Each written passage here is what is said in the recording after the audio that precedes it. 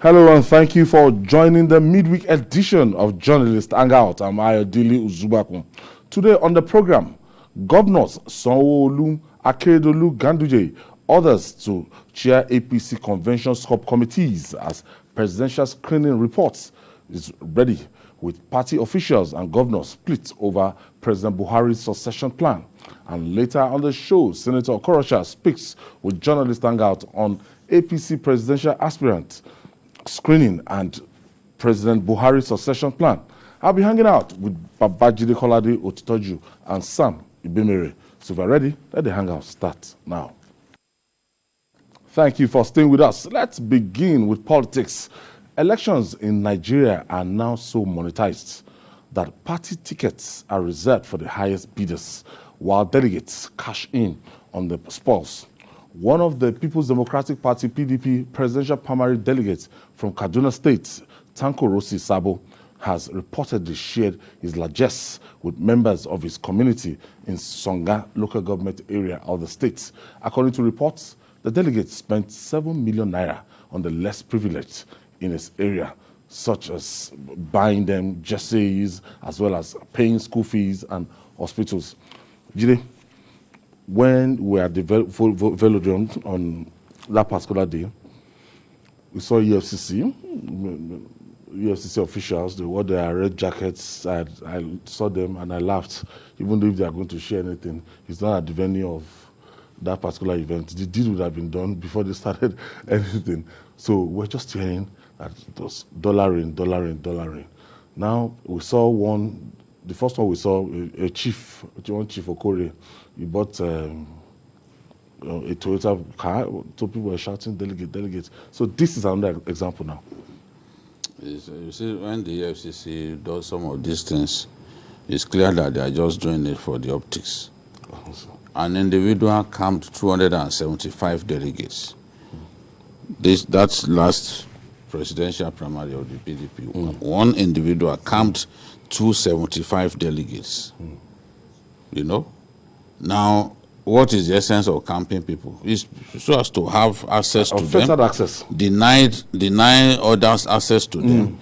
And you will be able to take good care of them so that indeed they will now reward your generosity, your uncommon hospitality by voting for you. So if you go to the venue and imagine that you want to go and arrest people sharing money, they are not fools. That's not where they do it. When we were discussing here that day, I said they are not going to arrest anybody. At the end of the day, who did they arrest? I saw them. I was just smiling. It's just wasting time. We've been doing this just for the optics. Just for people to say, yes, is here to arrest people. Despite their best intentions, their best actions, the 2019 election was extremely monetized. A day to the election, some politicians were going from house to house, giving people preliminary money. Then on election day, right there on the queue, people were also given money. In Sokoto State, I'm aware that even women were given bales of cotton. Some people get up to 6 yards. This Ankara material, we call it Atampa. They were sharing to women in addition to 10,000 naira. So at the end, how many people did they arrest? In some cases, policemen. There is a video that I saw from Bauchi where a policeman was helping a politician to share money to people on the queue. So have they arrested that politician? Have they arrested the policeman who was helping him to share money? We joke a lot in our country.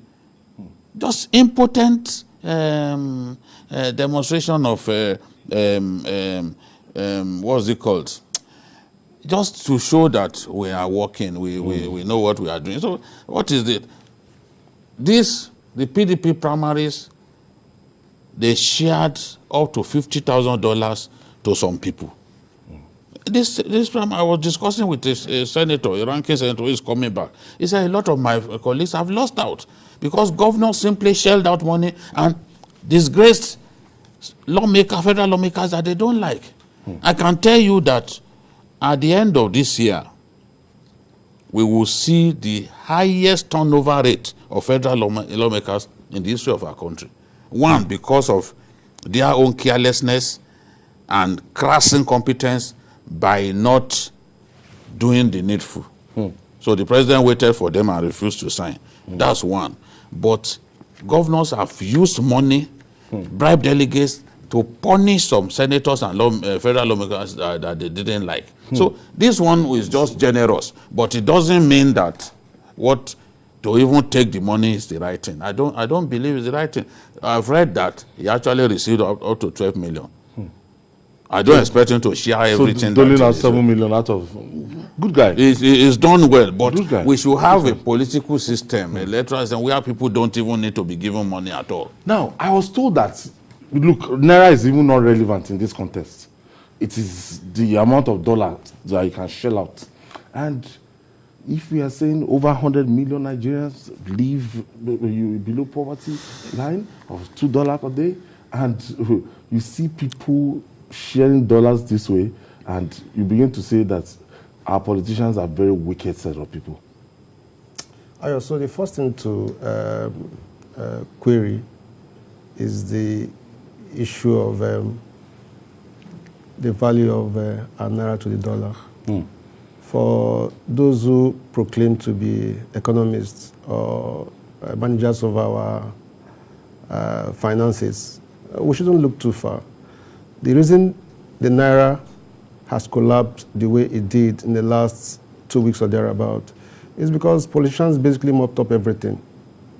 And that's why we had a currency that was doing relatively well if you're looking at what it had been maybe some 4 or 5 years ago compared to what it is now. I think it's just simply a deterioration in our value system. It doesn't seem to be getting any better, and that should be the concern of any right-thinking Nigerian, that we don't seem to be learning from the past. We're just stuck to where we had been all the while. So it's more like, motion without movement. The entire story just reminds me of the very popular Robin Hood story, and I'm not trying to draw a parallel, here. Somebody, takes money illegally and then decides to share, as it were, to those who are a bit vulnerable. It just speaks to how we have degenerated as a people. And people are being celebrated. Ayo, you and I know what the law says about, giving bribe and receiving bribe. We're not very far from it. We're not very far from it. Far from it in this case. And the FCC guys, are posturing and grandstanding to make us believe that, they were there to observe things. Now, somebody has come forward to say, look, I did this. I took money, all right? This is the evidence of it.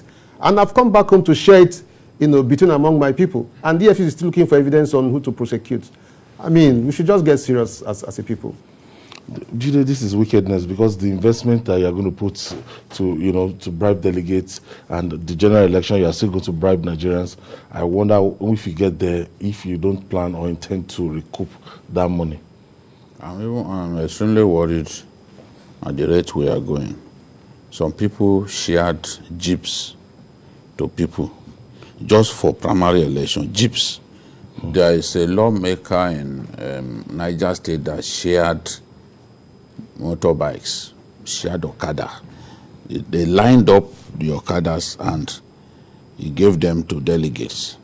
They are able to go this far because the president didn't sign the amendment. So the delegates are not many, but they've become extremely expensive. People were clearly outpriced beyond the way things used to be. Because when you know that there are not many delegates, now the competition is tough. In some cases, you have up to 6 persons contesting for a position. So it has to be the highest bidder. And it's the same delegates that they are chasing. One delegate per local government. I'm telling you that someone was telling me that those who collected the list, this Abuja got as much as 35 million naira. Yeah, because the exchange rate. Yes. They will not tell you that this is how much they got, but they got so much money. So much money. And If he got some distributed jeeps, still people did not vote for them. Now they are, for the first time, I'm hearing of people opening people's doors and collecting the money they gave delegates. They are breaking people's doors down and asking for, yes, because you didn't vote for him. Yeah. You saw what we, on Sunday we showed the video of a politician who told the DG of his campaign to collect all the money that he spent on delegates. And they were bringing the money one by one. The man who was speaking, who was running the commentary, said that they don't want trouble. That's why they've come, they brought the money, but they've warned them to not get close to their place to come and campaign again for having the guts to retrieve the money from them. There was another one in Cross River who told the guy that he gave jeep to that if he loves himself, he should just drive that jeep, go and park it inside a police station, that he will come and collect his thing. You didn't vote for me, you can't keep my jeep. I remember that lawmaker, former lawmaker in Oyo State, actually went to that place to collect his transformer. He gave a community to a transformer to a community when they didn't vote and for after him. The election, when they just but that same person wants to contest. People don't forget things. I will not mention what at least the Yorubas will say, "Komaro Kilaya." Where he is, yes, you will be remembering that he's he true. Went back, he collected back my transformer from that community. He will go back. That transformer that he took, he probably will repay them with 2 transformers just to bribe them so that they don't vote against him. All right. While many Nigerians expected the All Progressive Congress APC to chart the course of democratic rebirth in Nigeria, it is rather immersed in one controversy or another. It appears that the ruling APC is finally ready to conduct its presidential primaries. The APC National Working Committee, NWC, has unveiled a list of 18 chairmen of head of subcommittees for its special convention slated for the 6th of June. According to the list released by the APC National Publicity Secretary, Felix Moka, 7 APC governors are to head various committees. Among them is Governor Babajide Sanwo-Olu of Lagos State as chairman of Finance and Logistics Subcommittee, while Governor Dapo Abiodun of Ogun State will chair the Accreditation and Decoration Subcommittee. Others are Governor Akeredolu of Ondo State, who takes charge of Security and Compliance Subcommittee, while Kebbi State Governor Abubakar Atiku Bagudu heads Election Planning Subcommittee, among others. Meanwhile, reports of the screening of presidential aspirants by the party is ready, but the APC national officials and the governors are divided over the plan by President Muhammadu Buhari to pick his preferred presidential candidates for the party. Julie, let's start with this. Last week, when we entered Abuja, the snippet was like, look, these guys are not ready to conduct that because they did not have the subcommittees in place. Nothing on ground, no activities on ground. And my correspondent kept telling me that they are not going to hold this convention. So we had Femi Akonde in INEC, and political parties went to INEC, pressurized INEC, till INEC buckled. So what we have now is now we know that they don't have a choice again.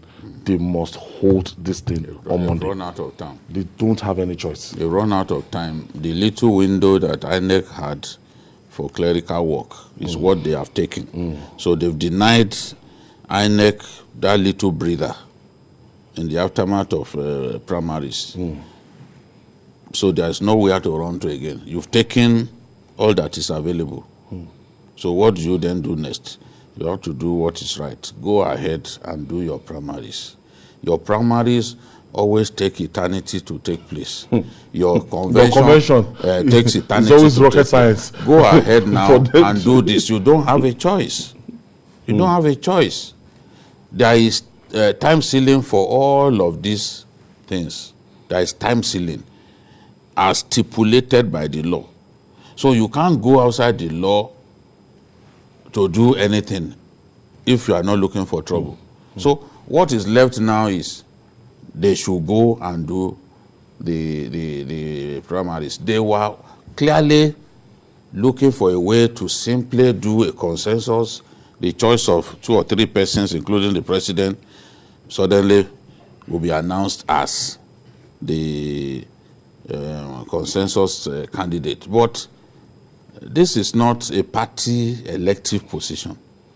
The position is that of standard bearer for the party in the national election, the biggest national election.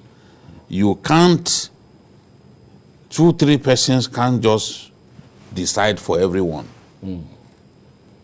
If 2-3 persons decide for everyone, then they have to bear the consequences that come with that.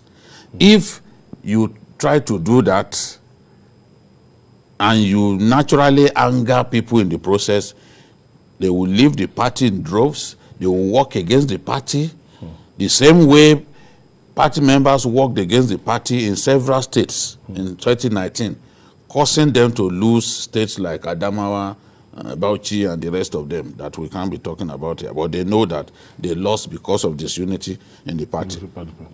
If they do not undo this matter very well, then the inevitable will happen. Somebody, I was discussing with someone, he said, I don't like Atiku. I've never liked him. My mind keeps going to what Obasanjo wrote about him in his book. He said, but it's looking like this is Atiku's year. I said, everyone will have his own day in the sun. No matter how bad a person is.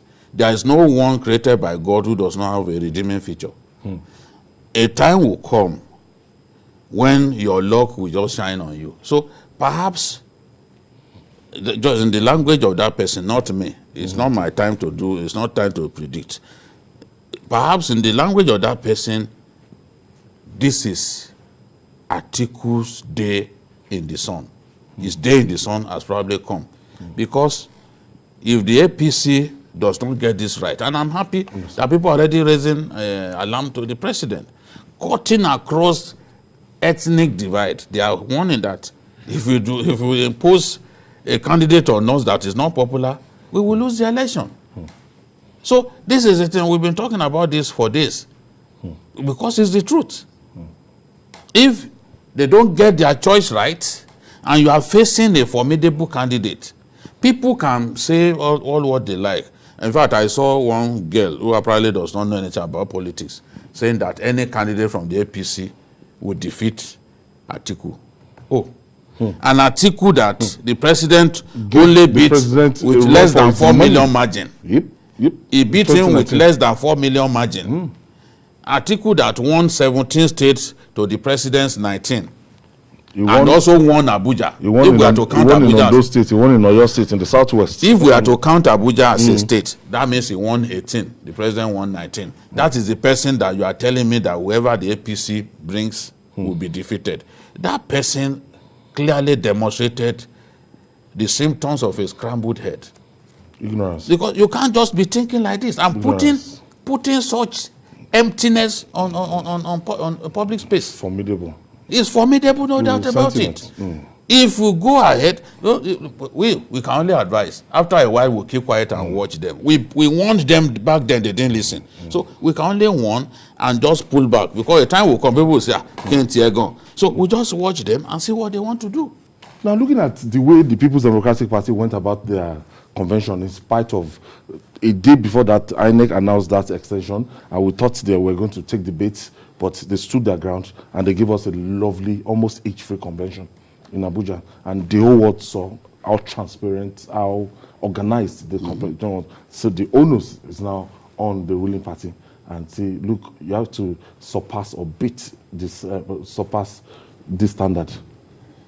That is true. Anyone who watched the PDP convention, would attest to what you have said.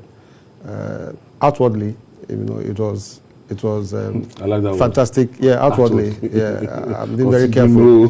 Yeah, so many other things could have taken place behind the doors. We saw what appeared to be a very well organized convention.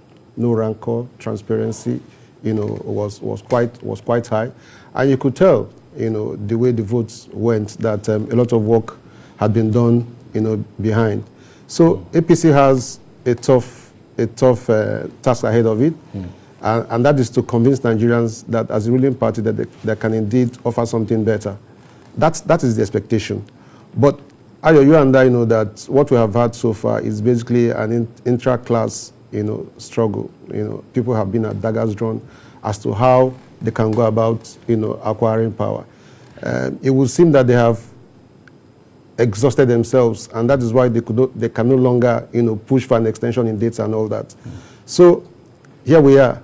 They have a couple of days ahead to impress Nigerians, and that will send a very clear signal, as to what the party will be able to do ahead of the 2023 polls. So I think that the first clear signals that we're going to have a convention is the setting up of the committees, and we hope it will be rancor-free. It's clear, the signals that we get from Mr. President, that he wants to choose, who will succeed him. And some of us have very strong reservations about that word. He cannot impose anyone on the rest of the country.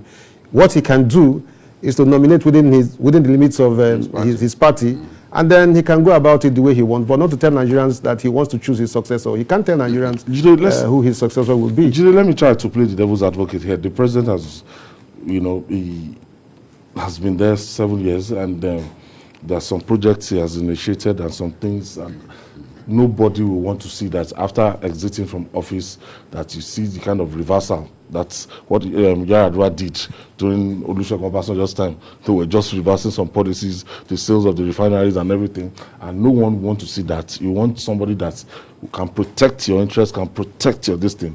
And are we saying the president does not have a right to a say in who is going to succeed him? You can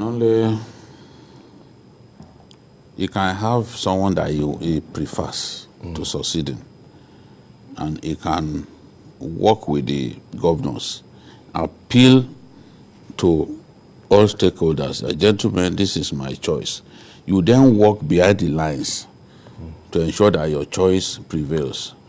It's not in your place to say you want to choose your successor. In fact, that's an insult to the Nigerian voter.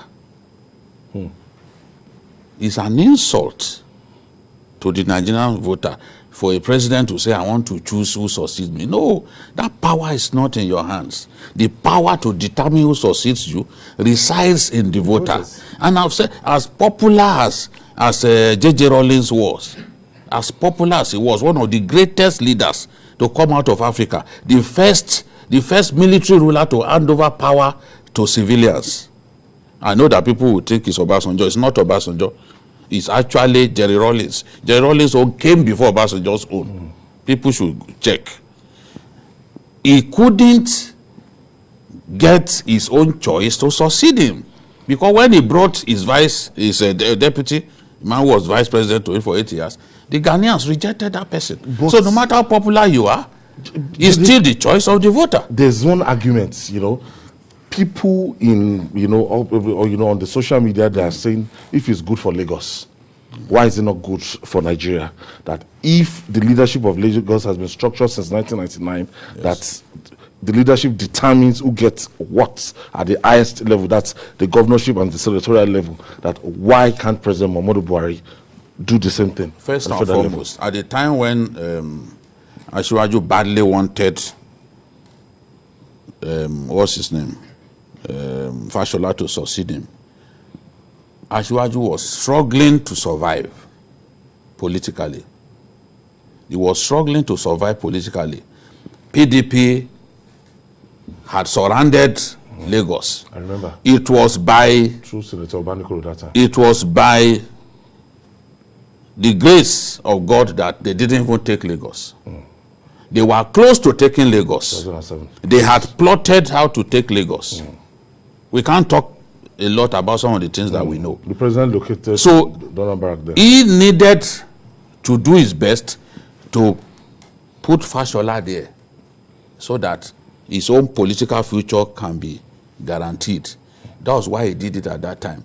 There is no time that Asiwaju unilaterally just picked an individual and said, this will be my successor. They will go through an election. Ambode defeated Amzat. Amzat, the deputy governor now. Shashore, and the rest of them. We are not saying don't have a preferred person. It's normal. It's normal. But they must go through the poll. Let them do an election. If you work hard enough, what Asiwaju does that they don't do is that he exploits his extensive contacts to reach out to people who will then ensure that his choice prevails. Not that he will just drive his choice down the throats of people like a woman force feeding a child. That's not what we want to see.